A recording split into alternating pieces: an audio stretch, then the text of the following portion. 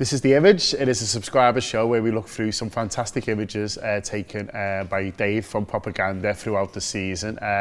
This episode you're going to watch is for April. So me and Mo recorded and went through some of the best images and memories from April for Liverpool. If you enjoy that, you can enjoy May tomorrow. That one is for subscribers, so make sure you subscribe on YouTube or download the app and get that. So this is April. If you enjoy this, May is tomorrow on our app, Up the Reds.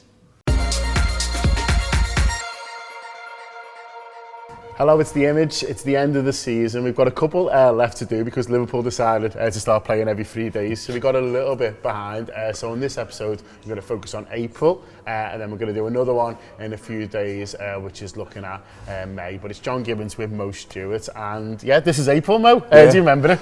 I mean, it feels like a long time ago. Well, let me refresh you. Let me refresh you because we're going to start with Benfica. Yes. And this is Benfica away. And this is a lovely shot by Dave Propaganda of the goal that sealed the game and probably the tie, if we're honest. And they got it back to 2-1. Suddenly the atmosphere was booming in the stadium. They got big into it. And then Luis Diaz, the rounding of the goalie. It's a lovely shot, a lovely goal and a lovely moment for him as well, going back. Well, it was almost like his first real moment to say, this is why I'm here. And to do it back in Portugal where you may have had some of the fans of other clubs saying, oh, you're just going to be a sub in Liverpool, it doesn't matter. Yeah. You could stay in here and be the best, you'll be an also-ran with them. And there he is making decisive moments already. But you're right, that was a game, that was a period in the game that we really had to suffer. And like, considering that we won all our away games in the Champions League, like all of them, there were periods where it was tough for a moment and you wondered, well, this could go either way. But yeah, this is the moment that made me feel a little bit calmer. Although, I mean, the second leg wasn't exactly calm either, was it? Yeah, and it was fun in games, the 3-all. I haven't done a picture for that, so we'll just talk about it now. Yeah, that 3-all was a little bit wild. And just when we'd score, you're like, oh, we'll be okay then, and then they'd score again. And it was almost like we'd work a long time to get our patterns of play, and then we'd have a beautiful goal. We think, oh, okay, and then we'll relax, and then we'll just go bang, bang, bang. Huh? But yes, thank you, Benfica, for the nerves, but we got through. Good teams in the Champions League quarterfinals. Who knew? Do you know what I mean? If you've been listening to our detractors, you feel like we were playing Burton Albion. Exactly. But these teams are decent in the Champions League and can cause you problems. But yeah, it's a nice shot of a nice moment for Luis Diaz. And then that weekend, we go to the Etihad. This is the league game. It's Mane here making it 2-all. I love this picture because everyone's looking in different directions. Kyle Walker's realised what's happening. He's just sort of staring off into the distance. Edison's just checking to see if it's going in. And Sadio Mane's looking at the assistants. 100% of the line, though. Like, and with good reason, because he knew it was probably going to be tight, and also he knew how important that moment was in the game. And yeah, once again, a big moment where we're looking for someone to kind of bring us back into it, and he is and has been the man to do it. But that was a really, really tough game. I went into it with more confidence than I thought I would, and then by half-time, I might have changed my mind almost completely the opposite way. But yeah, that moment was so key. It wasn't even one of those where you think, okay, now we're going to go on and win, but it gave us a platform to maybe do that. But yeah. Just on the City games, both of them are 2-all. Both of them sort of end 2-all, sort of go in different ways. You know, in the home one we're leading twice, in this one we you know, it's the sort of opposite, if you like. The fact that we couldn't beat City, does that in the end sort of cost us, or would you look to other games? Because it is just a point, so you're looking for fine margins. It's difficult. It really is difficult because I think in both games, both teams had their moments. Yeah. And I don't think, I mean, as much as both teams would have gone away from the home game saying we should have beat them, I think a neutral would look at both games and say, yeah, it could have gone either way both times. And that's really the story of the season. It could have gone either way each time. I'm really trying not to drive myself mad trying to pinpoint the moments. Because there's literally 1 point difference. Yeah. And that could be anywhere at any point. And 1 point difference over 4 years, by the way, not just one season. I know, it's ridiculous, isn't it? So yeah. Turn my head. But But what that game did prove to me is that we can be just as effective on their pitch as we are on our pitch. Yeah, great show. Okay, we're going to a week later. This is the FA Cup final. I picked two images from this one. I'm sure everyone will forgive me, but this is, it's a fantastic shot first of all, and it just summarises how much Liverpool just went at them. Yeah. He even went at the goalie, mean, and he wasn't expecting it. I'm not convinced he even knows he's there yet, and he's literally about to get taken out. I mean, it was just like you say, we were ready for it. We were ready for whatever this game was going to take. We were probably still a little bit burning from feeling like we had an opportunity to win the league game and didn't, and put that back into our advantage. So that competition, they had the advantage, so we had to take the advantage in this one. I don't know whether or not they felt as good as I did when they saw the Man City team, but they started as if they did. Yeah, absolutely. No, absolutely. And that's how I think, there's been maybe some criticism of Liverpool this season for not going at it enough in the big games. And a lot of criticism is a bit, maybe too much, but people have maybe said, could we have, gone at it a little bit more in certain situations, in certain games. But I mean, this one, they certainly did. Yeah, they really good old-fashioned blitz. Yeah, it was. And I love the fact that can still work in football. I like when two teams who've seen it all from each other, who've played against each other so many times in the last 3 or 4 years, and yet we can still hit them like that, and they can still have that kind of stunned effect. And I think it kind of coupled with the atmosphere in the place as well. Yeah. The fact that we were so clearly dominant in the stands and then so clearly dominant on the pitch. And I must admit, I'm really pleased that you picked this image, because this was all I saw for the entirety of half time. Because it just so happened where I was queuing for a beer, they would just have one screen ahead and it was just showing that moment on a loop. I don't know if the guy behind it was a Liverpool fan or what, but it was just this moment on a loop. So yeah, just seeing the absolute lack of awareness from Stefan, and until it's absolutely too late and the ball's in the net, and then it's almost just wait, that is allowed. That is allowed. It's a tackle. It wasn't a foul. This wasn't a foul. It was just, you had no idea we were coming. The second picture, you mentioned the atmosphere there, and I wanted to talk about that. And I'm using this picture for a few different reasons. One, I really like it. Second, that's my mate, AP. Yeah. I mean, AP's everyone's mate, and that's kind of the part. And also, you can't keep out the action on pictures, by the way.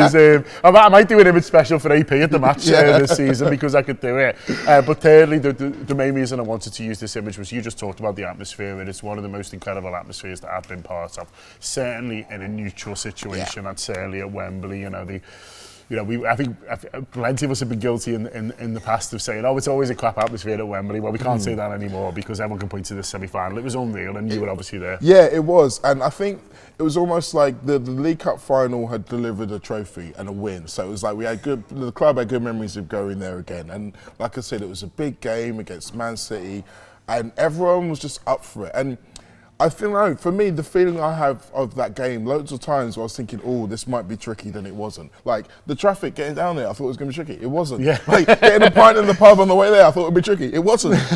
Playing against Man City, I thought it would be tricky. It wasn't. This is great. Yeah, exactly. But it just built and built and built. And I think everybody was starting to feel that. And we were literally in a party atmosphere by the time we got to half time. And just like I said before, the dominance that we had over them in that kind of crowd battle meant that whatever happened on the pitch, we knew that we were going to be here and we were going to be able to make our mark. And like they were talking about us in the commentary, I think everybody felt that special moment. Yeah, absolutely.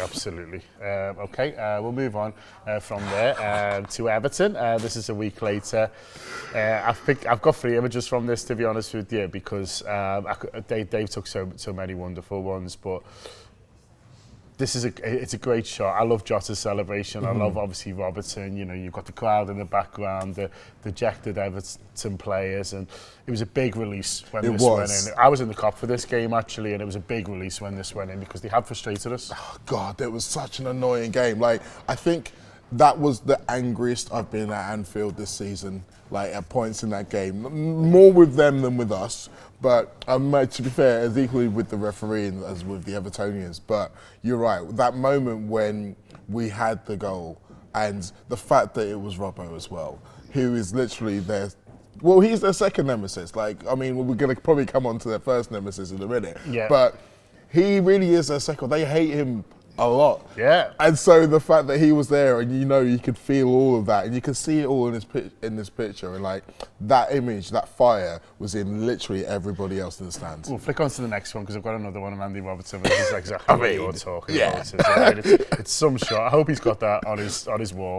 Somewhere, because it's some shot, isn't it? And I mean, we can talk about how he probably feels like he should score more goals and what have you, but you always seem to remember his goals, don't you? There always seems to be something that happens, and something that was a timely goal. And yeah, he really contributed that day, and he really contributed this season. I think it's something that we should probably shout out at this point, because 100%.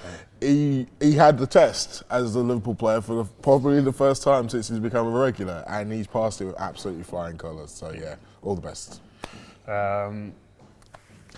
You've trailed it. Come off the hour, come off the Divock. I couldn't let one of these go past without our man Origi. Well, he couldn't get one of these derbies go past without blessing us with it. True. Oh gosh, I mean, everything about it is perfect. The fact that it's the same end, the fact that it's once again a header that gives him no chance whatsoever, and the fact that he was alive to something that no one else was. And that's the key of all of these Divock moments. It's not just the fact that, oh, it's him. It's him, because he's always on the ball. He's always alive in those moments, at times when other people aren't. And whether or not they felt it was inevitable, I felt it was inevitable when he came on the pitch that day. Yeah, absolutely. I think he probably did as well. We'll miss you, Divvy. Evertonians won't, but we certainly will. Okay. And this is just a few days later. Is Liverpool 4, Man United 0. I don't know where you looked first. Now on this, it's hard to take your eyes off Harry Maguire, isn't it? But there's one of Mo's celebrations. It's probably my favourite Mo Salah celebration of his repertoire. I don't know what the others. They were just laughing at someone. I think. Just going, you should then defend. Exactly. I think the joy in the background. We beat them 4-0. It was a stroll. It's a beautiful picture because it really does have everything in it. And I think for Mo, I love that celebration because it's the one he always gives when it's like, you know what? This isn't anything. It's just every day, because he did it after that amazing goal against Chelsea where we were all really tense before the game. It's just like, nah, calm down. This is just how we do, and that's it. Beating Man United 4 or 5 is just what we do now, and collapsing in a crumpled heap is what they do now. And the fact that we were able to get both of them in the same image is absolutely perfect, and all of us are enjoying it in the background. Yeah. Even the police even he's having a little bit of a good. I love him. Oh, good on him, and good on Mo Salah. Okay, so this is Villarreal at home, and I wanted to show this because I'd sort of forgotten about this game and this event, but it was a Champions League semi-final at home, and the games were coming thick and fast now at this point. We just talk about Everton, Man United, huge games, but this one, I think we got ourselves up for it, and we reminded each other and ourselves, this is a Champions League semi-final, and these don't come around all the time, even though it feels like it kind of at the moment, really. And this is a game that we really need to make that extra effort for. And I thought the crowd did it that night, and the coach meet was spectacular, and this is a really nice demonstration of it. I made a special effort to get down there for this one as well. Oh, boss. And for all of those same reasons. It's not just the fact that we shouldn't take this for granted, but we were up against a Villarreal team who'd played a lot of teams who'd taken stuff for granted. So it was all right. We needed to remind them who we are, and we needed a full ceremony, full spectrum of it. And just for me, I mean, like you say, it's a Champions League semi-final. Like, normally, I have varying routines around the game depending on who I'm with and what I'm going to. But I made a real effort to just walk around on my own, just kind of like soaking it up, just seeing the faces of everybody else, getting excited on the way to the game, and kids and dads and stuff, and all of that little things that you can quite easily take for granted, because we're good at these images. We're good at showing people the world what we do. But sometimes when you're in it, you can kind of forget that. Yeah. So I really, really wanted to make a point for that game to be like, you know what? if someone ever asked me, you know what was it like supporting Liverpool under Klopp era? I will have that day. I'll be like, you know what, I remember everything about that day. Yeah, no, it's a great shout, and it was a wonderful evening, and the Reds won 2-0. This is the opener. Little bit of luck, Henderson wheeling away there. I love the Diaz celebration. Dave's actually got this goal in sort of 7 or 8 shots, like a flick book. Oh, amazing. So we could have picked any of them. There's a brilliant shot there's about 2 or 3 of the goalie sort of backpedaling, the one where he looks like he's going to get there and then one that he doesn't. But I picked this one because it's got Jordan sort of wheeling away, the ball's in the back of the net. But I love Diaz on there. He's loving playing for football at Liverpool at this point, really. He's becoming like a big player. He's starting all these big games. But this was a big goal in the tie. It was, and he knew it at that point as well. And that's the thing, he's already become so invested in everything we do. It's not even just a fact of him, oh yeah, I've joined this big club. He's like, I want to win just as bad as D-Lot do. And like, you can't really see it from this picture, but Jordan's celebration kind of did me a little bit, because I wasn't where I was sitting in the grounds. I thought he just hit it straight in. I didn't see the deflection. Right. So then I see him moving way out of that, and I'm like, wow! Henderson scored a worldie in the semi-final. No, he didn't. But bless him, he scored the goal, and I think it's still credited to him, is it? Or is I'm not sure. I mean, if it's not credited to him, that's even better, to be fair. But yeah, it was the crucial moment in that tie. I think it kind of helped us, because there were lots of people who were saying, yeah, maybe we should have scored more at home. I just wanted to go there with an advantage. If we were there with the lead, I think we'd be able to go and get the job done, and eventually we did. Yeah, no, 100%. So this is Newcastle away. I tried to capture everything in this picture. It's like, where do you look first? This is after Naby Keita's goal. Unfortunately, you can't see Naby. That was the only problem. Naby's buried. Yeah, he's in there somewhere. You'll have to take my word for it. What do you see, man? Like, you talk me through I see ruthlessness. Like, I see ruthlessness again and again and again. Like, there's Virgil just saying, "You're not hurt. I'm not going to allow you to play this game. You're not hurt. Get up." There's Milner, who actually committed said crime, walking away as if nothing has happened. And then you see Henderson in there, like, bringing everybody in, saying, look, come on, this is the moment. This is where we kind of focus for the rest of the game. Because it's not really celebration. It's more of a, come here, I need something to tell you. Yeah. And that's it, ruthlessness. We've done the job. We're on to the next one already. We're thinking about the future already. But also, from the Newcastle perspective, it's like, you guys have still got a long way to go to be a big club. Yeah.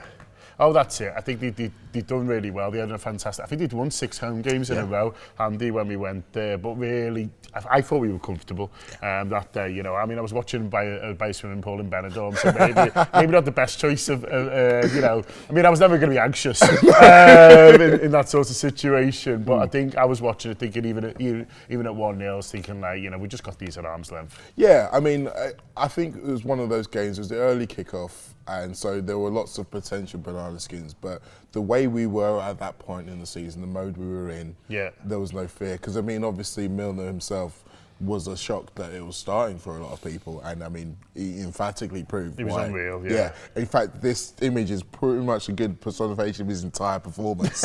He's just basically unbothered by what anyone else thinks about him, just doing the job calmly and measured. Yeah, James Milner's Liverpool career in one shot there. I do love Verge on there as well. Like, come on, mate, you've scored. Get off. All right, last one. I had to use one more from the Newcastle game. This is the last one from April. It's got nothing to do with the season or indeed what happened. It's just a fucking great picture. I mean, Dan Burn. He's just absolutely all balls out. He's not even bothering to be subtle about it. I love that he misses as well. Like, he still can't stop Mo Salah, even when you try with a rugby tackle. And he probably wouldn't have got a foul even if he had got him. That's the maddest thing about it. Referees play on, yeah. Oh, yeah, God bless you, John Moss. Enjoy your retirement. But yeah, I mean, he makes, and this is the thing, this is a point in time when he wasn't playing at his best. And people say maybe, you know, Mo Salah's kind of come off the top of the mountain or what have you. Look at what he's making people do. Absolute desperation to get him down. And, as you say, unable to do it. He makes defenders look ridiculous running down the wing. That was Mo Salah. That was the image for April. Hope you enjoyed that. As I say, in a few days, there'll be the rest of May. Up to Reds.